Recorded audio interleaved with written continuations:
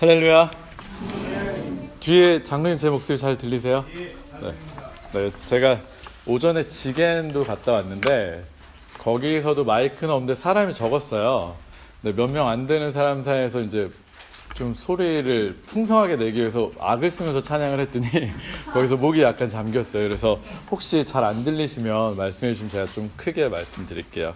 네, 어쨌든 오늘 특별히 주일을 맞아서 그리고 어린이 주일을 맞아서 이곳에 오신 여러분들 환영하고 축복합니다. 우리 앞뒤 좌우 옆에 분하고 한번 인사하셨으면 좋겠습니다. 참 잘 오셨습니다. 참 잘 오셨습니다.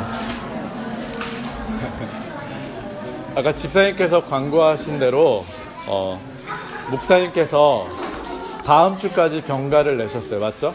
네, 목사님께서 다음 주까지 병가를 내신 관계로 이번 주에는 제가 설교를 하게 됐고 다음 주에는 아마 태긴 형제가 하게 될 겁니다. 그리고 특별히 오늘이 어린이 주일이라서 백면 집사님이 저한테 급히 전화를 주셨어요. 어린이 주일이니까 이제 어린이를 담당하게 될 주일학교를 담당하게 될 전사님이 설교를 하는 게 어떠냐 해서 굉장히 급하게 연락을 받았고 네, 그래서 오늘 이 자리에 서게 됐습니다. 말씀드린 것처럼 오늘이 어린이 주일이니까 우리 성도님들 모두 아이들만 보고 흐뭇해만 하지 마시고 어린 시절로 되돌아가셨으면 좋겠습니다. 그래서 다시 한번 인사할게요. 우리 옆에 분한테 당신은 하나님의 어린이입니다 라고 한번 인사해볼까? 당신은 하나님의 어린이입니다. 네, 머리가 하얗건 뭐 수치 없건 상관없이 당신은 하나님의 귀염둥이입니다. 당신은 하나님의 귀염둥이 어린이입니다. 할렐루야. 믿으십니까? 오늘의 설교를 시작하면서 저는 성도 여러분들께 먼저 한 가지 질문을 하고 싶습니다. 어려웠다면 어려운 질문이고 쉽다면 굉장히 쉬운 질문인데요. 여러분들께서는 하나님을 아버지라고 고백하십니까? 조금 더 구체적으로 한번 더 여쭤보겠습니다. 여러분들께서는 우리 하나님을 나를 창조하신 창조주이시며 나를 사랑하셔서 선한 길로 인도하시는 참 좋은 아버지 되시는 분이라는 것을 믿으십니까? 네. 아멘이라고 하신 분들이 많아요. 다행입니다. 아멘이라고 자신 있게 대답하신 분들은 그 믿음이 변치 않고 더 굳건해지시고 더 넘친 하나님의 은혜가 있기를 바랍니다. 그리고 혹시 아직까지 교회는 나오지만 그런 믿음이 없으신 분들은 하나님과의 인격적인 만남과 교제를 통해서 그것이 믿어져서 고백되어지는 그런 은혜가 하늘로부터 임하시기를 기도드립니다. 사실 요즘 아버지라는 단어가 저에게는 굉장히 큰 의미로 다가옵니다. 아버지라는 말만 들어도 벅차오르고 그리고 찡한 그런 마음이 듭니다. 왜일까요? 저는 왜 요즘 아버지라는 말만 들으면 그럴까요? 네, 맞습니다. 네, 그 이유는 아마 이름만 봐서 주부의 남봉은이 누구야 하시는 분들이 많을 수도 있는데 몇 주 전에 광고가 나갔었죠. 제가 4월 5일 날, 지난달 5일 날 둘째 아이를 제왕절개를 통해서 출산을 했습니다. 그래서 이제 막 두 아이의 아버지가 된 따끈따끈한 두 아이의 아버지입니다. 한 아이의 아버지가 된다는 것이 굉장히 벅차고 감동적인 일이란 것을 이미 3년 전, 2년 반 전에 율리를 낳게 되었을 때 경험을 했으면서도 그동안에 아이를 키우면서 많이 까먹고 있었어요. 오히려 그때 감동보단 힘들어. 애가 왜 이렇게 앉아? 왜 이렇게 애가 피곤하게 하지? 오히려 그런 것이 더 많았는데 새롭게 둘째 아이를 이제 출산을 하면서 그때 감동이 또다시 저에게 솟아남을 다시 느끼고 있습니다. 물론 한 아이의 아버지일 때보다 두 아이의 아버지가 되고 나니 두 배로 더 큰 행복과 기쁨이 있습니다. 물론 제곱배로 더 많이 힘들고 부담스럽고 졸리고 피곤하고 합니다. 지금 제 얼굴 보시면 굉장히 피곤해 보이지 않으신가요? 네, 낮에는 율리랑 놀아야 되고요. 밤에는 테리랑 씨름을 해야 됩니다. 물론 저는 오늘 예배가 있다고 잤거든요. 저희 아내는 거의 잠을 못 잤어요. 그런 상황 속에 있지만 그래도 요즘 저는 굉장히 벅차고 즐거운 나날을 보내고 있습니다. 제가 두 아이의 아버지가 되어서 그런지 모르겠지만, 아니면 한국 나이로 내년이면 제가 생각보다 젊어 보여도 나이가 좀 있거든요. 굉장히 어려 보이는데 나이가 좀 있어요. 그래서 한국 나이로 내년이면 40이 됩니다. 한국 나이로. 생각보다 되게 많죠.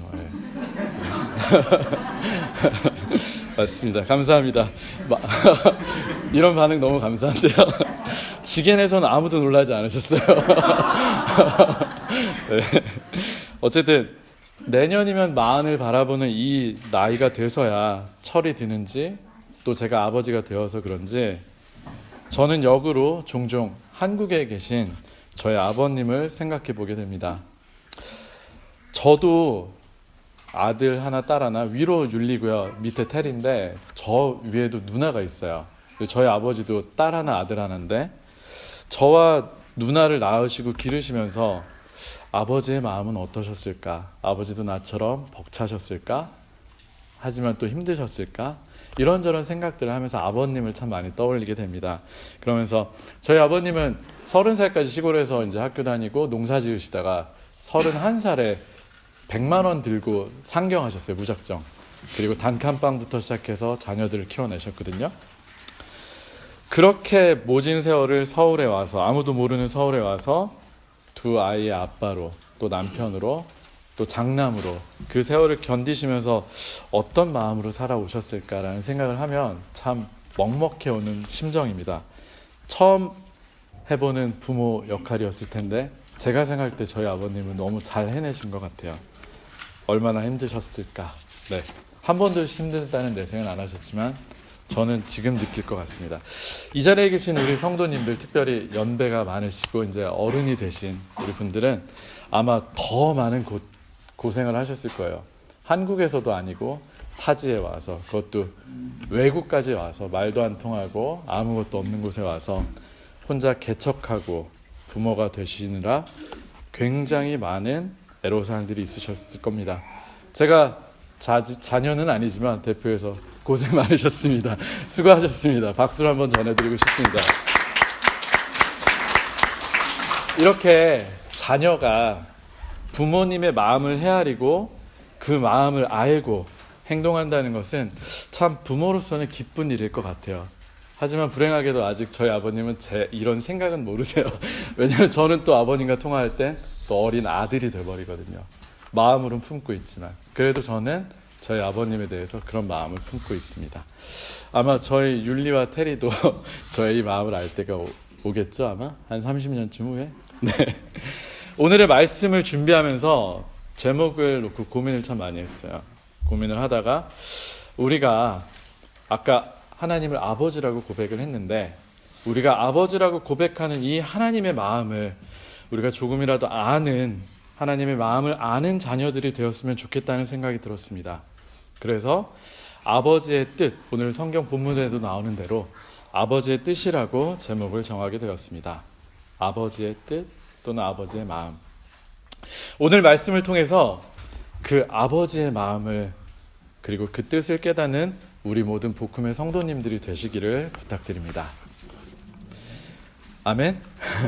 네. 오늘의 본문을 보면 우리가 매우 잘 아는 유명한 이야기가 나옵니다. 어떤 이야기죠? 아까 제가 읽어드렸는데, 소위 말하는 잃어버린 양의 비유. 맞습니다. 잃어버린 양의 비유. 이 이야기의 내용은 너무나도 유명하고 또 굉장히 단순합니다. 어떤 목자에게 100마리의 양이 있었습니다. 근데 그중 한 마리가 길을 잃어버렸습니다. 뒤늦게 그것을 눈치챈 목자가 99마리의 양을 산에 놓아둔 채 잃어버린 한 마리의 양을 찾기 위해서 길을 떠납니다. 그리고 마침내 그 잃어버린 양을 찾아냈을 때 그 목자는 기뻐서 어찌할 줄을 모릅니다. 아마 여러분들도 굉장히 잘 아는 본문일 겁니다. 왜냐하면 마태복음에 있거든요. 새해가 되면서 창세기부터 이제 성경 일독을 하려고 하다가 레위기에서 구약은 아니야, 신약부터 하자, 이러고 또 마태복음으로 넘어오셨으면 아마 한 번쯤은 접하셨을 말씀일 겁니다. 이 본문은 마태복음의 18장부터 이어지는 마태복음을 이루고 있는 설교 단락 중에 네 번째 단락에 해당되는 설교 그룹에 속하는 본문입니다. 이 설교 그룹은 공동체를 향한 말씀인데요. 특별히 예수님의 제자들과 교회 공동체를 향한 본문이라고 알려져 있습니다. 이 본문의 앞쪽에는 두 개의 이야기가 또 나오는데, 첫 번째는 천국에서 누가 큰 자인가를 물어보는 제자들의 질문에 어린아이와 같이 되지 않으면 천국에 들어가지 못한다고 예수님께서 대답하신 이야기, 그리고 그 뒤에는 예수님을 믿는 작은 사람들 가운데 하나라도 걸려 넘어지게 하는 자는 개역개정으로 표현하면 목에 연자맷돌을 메고 바다에 빠져드는 게 낫다는, 그리고 네 눈이 실족하게 하면 눈을 빼버리고 손이 실족하게 하면 손을 잘라내고, 그런 실족하지 말라는 내용이 나옵니다. 그리고 이어서 나오는 본문이 오늘의 본문입니다. 여러분들은 평소에 이 말씀을 읽으시면서 무엇에 집중하면서 오늘의 말씀을 읽으셨습니까? 어떤 내용에 집중하시면서 말씀을 보셨나요? 오늘의 이 본문을 읽으면서 여러분들은 목자의 심정에 대해서 깊이 묵상해 보신 적이 있으십니까? 우리는 한 마리의 양을 찾아 나서는 목자의 심정을 헤아릴 줄 알아야만 합니다. 잃어버린 한 마리의 양을 찾기 위해서 99마리를 남겨두고 가면서 목자의 마음은 어땠을까요? 99마리의 양을 남겨주고 간다는 것이 생각처럼, 오늘 본문에 표현된 것처럼 쉬운 일이기만 했을까요? 또 목자가 99마리의 양을 전혀 걱정하지 않았기 때문에 쉽게 한 마리를 찾으러 갈 수 있었을까요? 저는 오늘 이 부분에 집중해서 말씀을 보고자 합니다. 아마도 전혀 그렇지 않았을 겁니다. 이 목자는 어떤 목자냐고 하면 단 한 마리의 양이라도 포기하지 않는 그런 목자입니다. 그랬기 때문에 잃어버린 한 마리의 양을 찾아 나설 수 있었습니다. 단 한 마리의 양도 포기하지 않는 사람이었기에, 목자였기에 아마 남겨진 양에 대한 걱정도 무시 못했을 겁니다. 그럼에도 불구하고 잃어버린 양에 대한 마음이 더 컸기 때문에 한 마리의 양을 포기할 수 없어서 길을 떠납니다. 하지만 길을 떠나는 동안에도 목자는 물론 양을 찾아야 한다는 생각과 마음이 그의 머릿속과 마음을 가장 많이 채우고 있었겠지만, 다른 한편으로는 남겨둔 양들에 대한 걱정이 자리 잡고 있었을 겁니다. 그리고 마침내 그 잃어버린 양을 찾았을 때 그 찾은 한 마리로 인해서 남겨둔 99마리에 대한 걱정보다 더 기뻐한다고 본문에 나오지만, 아마 그때부터는 남겨진 양들 걱정이 더 커졌을 겁니다. 그런데 여기서 말하는 한 마리의 양까지 포기하지 않고 끝까지 찾으려고 하는 그 마음, 모든 양을 사랑하는 마음, 그 마음이 바로 우리의 아버지 되시는 하나님의 마음입니다. 사실 저도 둘째가 태어나고 나서 아까 말씀드렸다시피 제왕절개를 해서 제 아내가 아이를 낳기 때문에 아내가 바로 거동을 할 수가 없어서 저도 옆에서 보호자로 같이 입원을 해서 나흘 동안 같이 병원에 입원해 있었습니다. 나흘 동안 입원했다가 나중에 집에 퇴원해서 와서 둘째를 돌보다가 저희 아이가 일주일 뒤에 황달이 굉장히 심하게 왔습니다. 겉으로 봐도 너무나 노랬기 때문에 겁이 나서 그때는 금요일이어서 저희가 출산했던 병원으로 바로 달려갔습니다. 갔더니 그 발 뒤꿈치에서 피를 뽑아가지고 수치를 재는데, 호르몬 수치를 재는데 하필이면 그때 기계가 고장이 났다는 거예요. 그래서 어찌할 수가 없어서 동네 킨더아츠트는 11시면 다 문을 닫는데 그때가 이미 11시 5분이었어요. 방법이 없어서 오후에 보쿰에 있는, 저는 해원에 살고 있는데 보쿰에 있는 이제 세인트 요셉 그 킨더 클리닉이라고 있거든요. 거기 응급실로 달려갔어요. 그러고 나서 피 테스트를 했더니 수치가 상당히 높은데 당장 입원하긴 그렇고 주일날 다시 오라는 얘기를 들었습니다.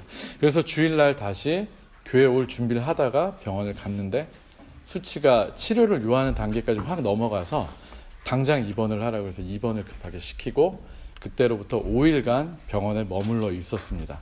저희 아내와 아이가 입원해 있었습니다. 첫째를 할머니한테 맡겨놓고 그리고 병원을 계속 왔다 갔다 하면서도 저는 계속 첫째 율리가 지금 밖으로 나갔는데 아버지 설교가 듣기 싫은가 봐요.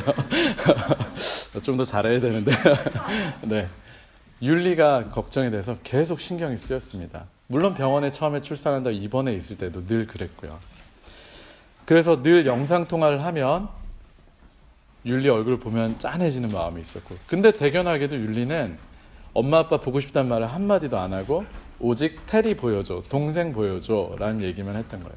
오히려 그래서 제 아내는 더 왜 엄마를 안 찾지? 하고 섭섭해하는 마음까지 있었습니다. 근데 알고 봤더니 그 아이가 억누르고 있었던 거예요. 엄마 아빠를 향해서 얘기를 하면은 자기가 더 슬퍼질까 봐. 할머니 얘기를 듣고 나니 그렇더라고요. 통화가 끝나면 늘 시무룩해지더래요. 그 얘기를 듣고 나서 제 아내와 저는 참 마음이 아팠습니다. 할머니라는 믿을 만한 분에게 맡겼고 집이라는 안전한 공간에 두고 가는데도, 그리고 길지 않고 금방 돌아올 거란 알고서 나갔는데도 불구하고 엄마 없이 있을 율리를 생각하니 짠하고 마음이 굉장히 아팠습니다.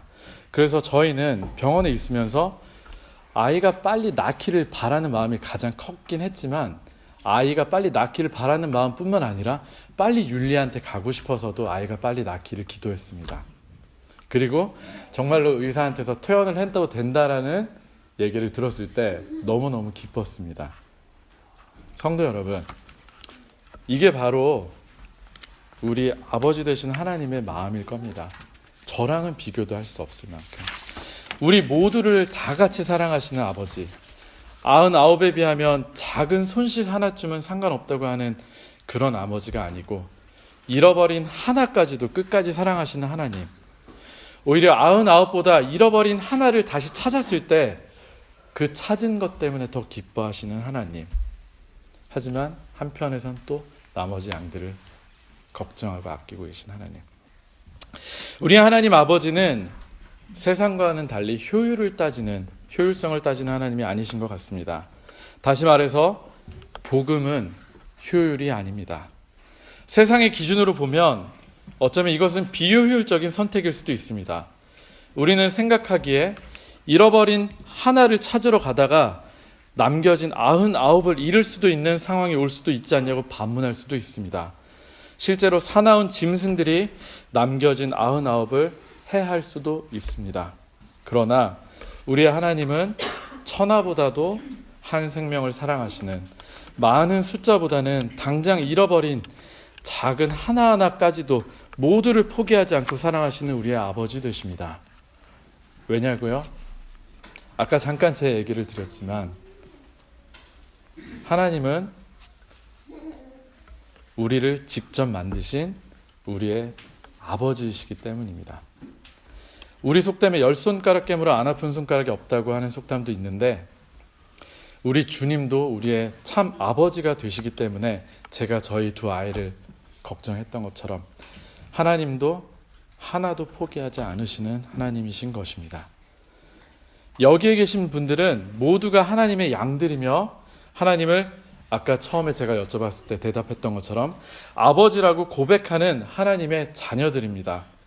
우리가 하나님을 아버지라고 고백하는 그 하나님은 우리의 참 아버지, 우리를 선한 길로 인도하시는 선한 목자가 되시는 그런 하나님이십니다. 그런 하나님을 믿으십니까? 네. 혹여 우리 가운데 신앙생활이 힘들고 또 삶이 힘들어서 지치신 분들이 계십니까?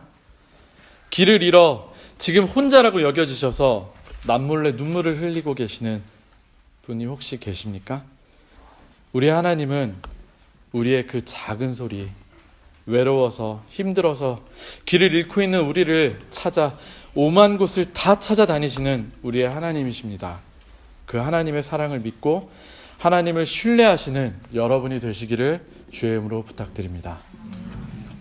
어떤 대가를 치르고서라도 나를 구원하고자 하시는 그분, 죽기까지 우리를 사랑하시고 살리신 그분이 바로 우리의 아버지가 되십니다. 그것을 어떻게 할 수 있냐고요?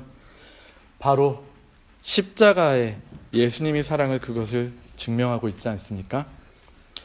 오늘 주보를 보면 아시는 것처럼 오늘이 부활 후 제 6주차 되는 주입니다.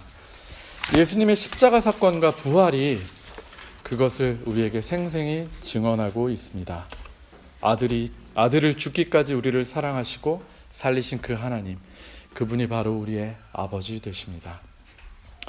여기서 우리는 또 다른 한 가지를 생각할 필요가 있습니다. 한 마리의 길 잃은 양을 찾아 나선 목자를 바라보는 남겨진 99마리의 양들은 어떤 모습이어야 할까요? 우린 그것을 한번 생각해 보길 원합니다. 우선은 불평이 터져 나올 수도 있을 것 같습니다. 목자가 없는 동안에 무서운 짐승들이 나타나서 우리를 찢어 죽이고 물어갈 수도 있다는 엄청난 두려움에 떨 수도 있습니다. 그리고 길을 잃어버린 한 마리를 엄청나게 비난하고 욕을 할 수도 있습니다.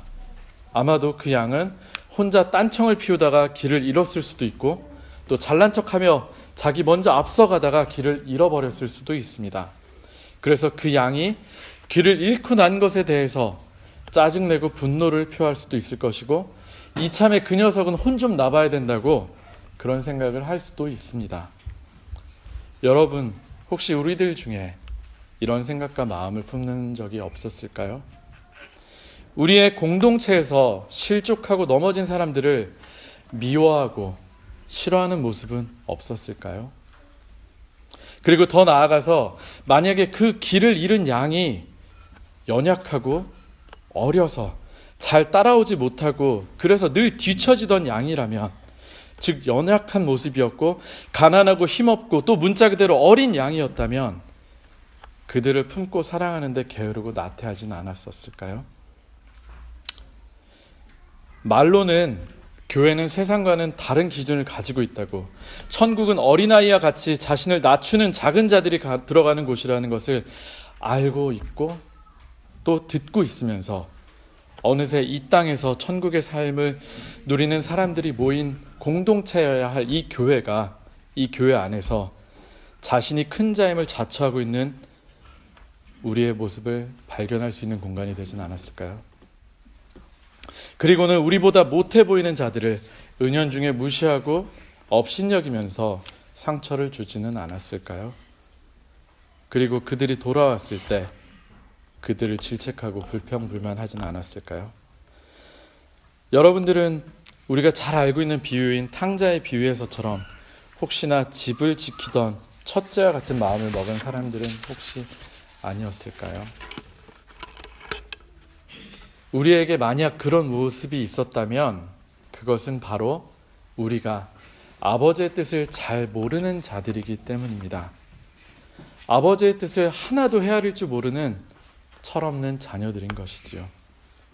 이제 우리는 아버지의 뜻을 잘 아는 자녀들이 되어야만 합니다. 하나님의 마음을 품은, 하나님의 마음을 가진 자녀들로 성장해야만 합니다. 오늘은 어린이 주일입니다. 전통적으로 어린이 주일이라고 하면 어린이를 사랑한 예수님이라는 내용으로 어린아이들이 예수님께 오는 것을 막지 말라고 했다는 내용이나, 아니면 어린이처럼 순수해야 한다, 어린이처럼 되어야 한다는 내용이 주를 이루는 설교들이 쏟아져 나옵니다. 그러나 안타깝게도 그 본문들을 가지고 아무리 설교를 해도 우리가 어린아이와 같아진다는 것은 쉬운 일이 아닙니다. 그리고 어린이를 부족하고 불완전한 존재로 여긴 당시 사회에서의 설교 맥락에 따져보면 그것이 다소 맞지 않는 이야기가 되기도 합니다. 그렇다면 어린아이와 같아져야 한다는 것은 어떤 의미일까요? 어린이는 전적으로 의존적인 존재입니다. 어린이는 스스로 무엇인가를 하기보다는 전적으로 부모에게 의존해야 하는 그런 존재입니다. 우리는 바로 이런 점에서 어린아이와 같아져야 합니다. 구원에 있어서 우리는 우리의 노력과 공로가 아니라 하나님의 전적인 은혜에 의해서만 가능하다는 것을 깨닫고 주님을 온전하게 신뢰하는 그런 자들이 되어야만 합니다. 그리고 교만하게 스스로 높아지려 하지 않고 어린아이와 같이 낮은 자리를 자처하고 겸손해지는 자들로서 바로 하나님의 자녀가 되어야 합니다. 하나님의 전적인 은혜를 경험한 자들은 감히 나를 드러낼 수가 없습니다. 그리고 나를 남보다 더 낮게 여길 수가 없습니다. 그것이 진정으로 은혜를 깨달은 자들, 참으로 주의 자녀가 된 자들의 고백입니다. 바울이 왜 자신을 죄인 중에 괴수라고 표현을 했을까요? 역사상 가장 큰 사역을 감당했고 학문적으로나 신분적으로나 부족할 것이 없었던 바울이 왜 자신을 가장 못한 자로 여겼을까요? 그것은 그가 하나님을 제대로 만났고 하나님의 은혜를 크게 경험한 사람이었기 때문입니다. 여러분들에게 다시 한번 여쭤보고 싶습니다. 여러분들은 하나님의 자녀입니까? 대답이 왜 자신이 없어지셨죠? 여러분들은 하나님의 자녀입니다. 한 번 더 묻겠는데, 여러분들은 그냥 자녀가 아니라 하나님의 마음을 이해하고 마음을 헤아릴 수 있는 하나님의 뜻을 아는 그런 자녀들이십니까? 아멘. 바라기는 저는 오늘 여러분들께서 제가 40이 돼서야 겨우 저의 육신의 아버지의 마음을 이해하는 사람이 된 것처럼 이제는 하나님의 마음을 이해하고 하나님의 뜻을 가슴에 품을 수 있는 참 은혜의 사람들, 참 하나님의 자녀들이 되셨으면 좋겠습니다. 말씀을 마치도록 하겠습니다. 잃어버린 양 한 마리를 끝까지 포기하지 않는 그 하나님의 마음을 아는 여러분들이 되시기를 기원합니다. 그래서 혹여 여러분들 중에 실족하거나 힘든 상황에 계신 분들은 하나님이 끝까지 여러분을 포기하지 않으시고 찾고 계시고 함께하고 계신다는 것을 기억하시고 힘을 내고 일어나시기 바랍니다. 그리고 하나님의 전적인 은혜를 기억하시고 겸손한 마음으로 서로를 용납하고 아버지의 마음을 헤아려서 주님의 잃어버린 양들을 찾아 어린 자들과 소외되고 어려움 당하고 약한 자들과 늘 함께하는 그런 하나님을 전하는 주님의 손과 발이 되는 우리 복음교회 모든 성도님들이 되시기를 주님의 이름으로 부탁드립니다. 기도하겠습니다. 참 좋으신 하나님 감사합니다. 우리를 너무나도 사랑하시는 주님의 마음을 말씀을 통해서 우리에게 들려주시니 감사합니다. 단 하나의 양도 포기하시지 않으시는 그 주님의 마음을 우리가 품을 수 있도록 도와주시옵소서. 하나님의 마음을 알고 이제는 장성한 믿음의 분량으로 성장하는 그런 믿음의 자녀들이, 그래서 하나님의 자랑스러운 아들, 딸들이 될 수 있도록 우리를 붙잡아 주시옵소서. 하나님께서 함께 하심에 감사하며 모든 말씀 예수님 이름으로 기도드립니다. 아멘.